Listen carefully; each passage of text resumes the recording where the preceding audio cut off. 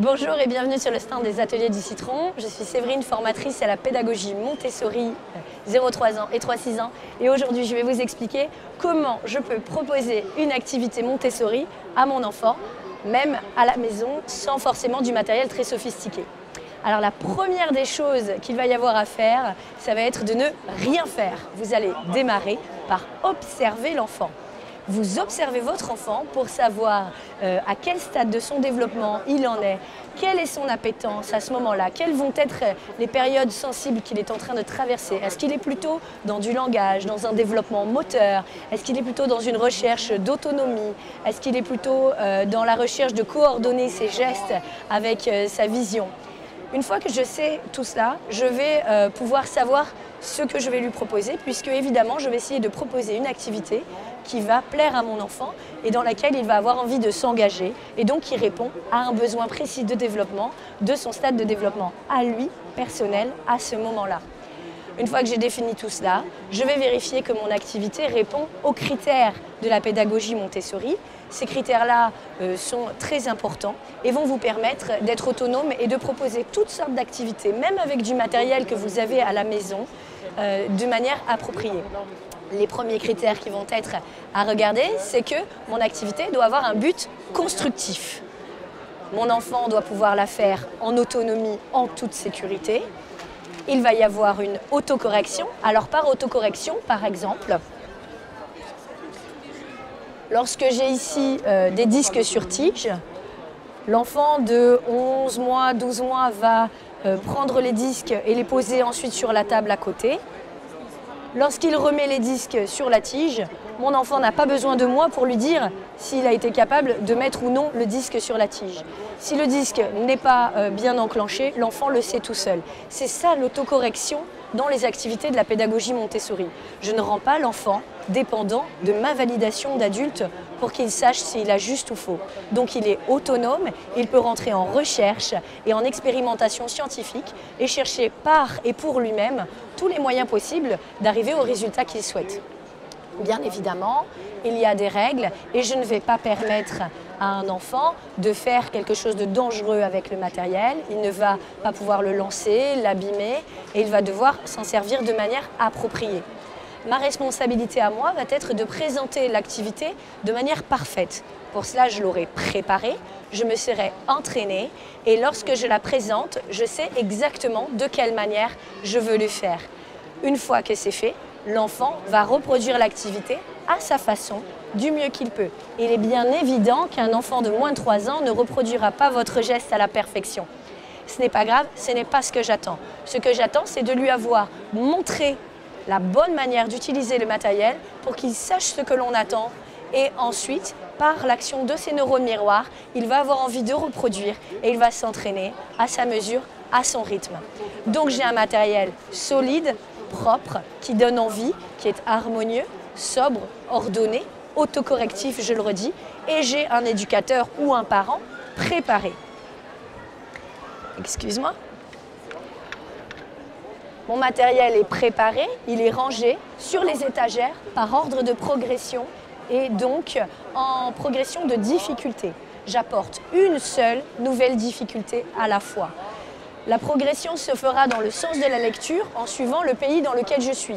Dans un espace francophone, par exemple, le matériel sera rangé de gauche à droite et de haut en bas sur les étagères dans le sens de lecture. Si j'étais dans un pays arabophone, pour vous donner un autre exemple, je rangerais le matériel de droite à gauche et de haut en bas pour préparer à la lecture et à l'écriture ensuite lorsque nous évoluerons vers les 3-6 ans. Mon activité doit reproduire les activités de l'adulte, par exemple, et de la vie quotidienne, surtout lorsque je travaille en vie pratique. Et c'est ainsi que nous allons pouvoir couper des légumes, tartiner du pain, apprendre à plier du linge, apprendre à mettre la table. Et donc, ces activités-là sont proposées de façon séquencée pour que dès 15 ou 18 mois, l'enfant pourra tout à fait accéder à des activités telles que faire la cuisine, trancher un concombre, laver une carotte, éplucher une courgette ou bien presser un agrume et être capable de le faire en toute autonomie. Je présente l'activité de façon séquencée, morcelée, ordonnée et l'enfant peut la reproduire à loisir. Un autre critère extrêmement important dans cette pédagogie, ça va être le libre accès à l'activité. Une fois que l'enfant a eu la présentation, je lui ai montré comment réaliser le travail.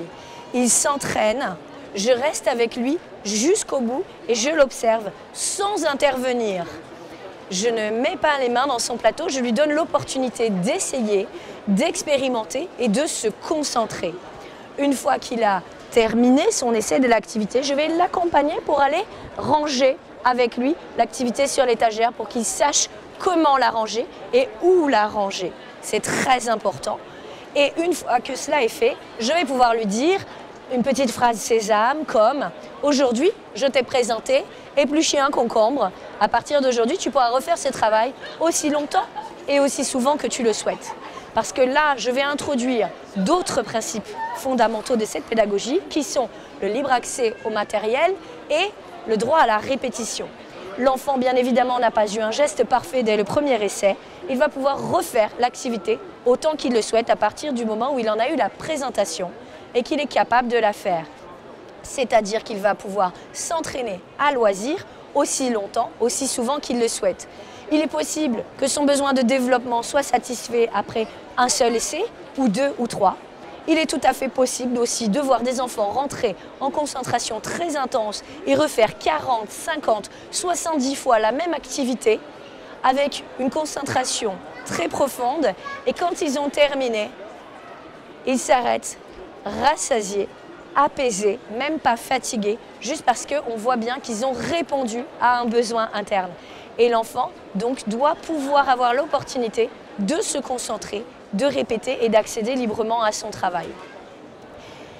Bien évidemment, dans la préparation de l'adulte, je vais donc préparer aussi ma posture. Je montre à l'enfant que je lui fais confiance, je ne le déconcentre pas, je n'ai pas besoin de crier bravo.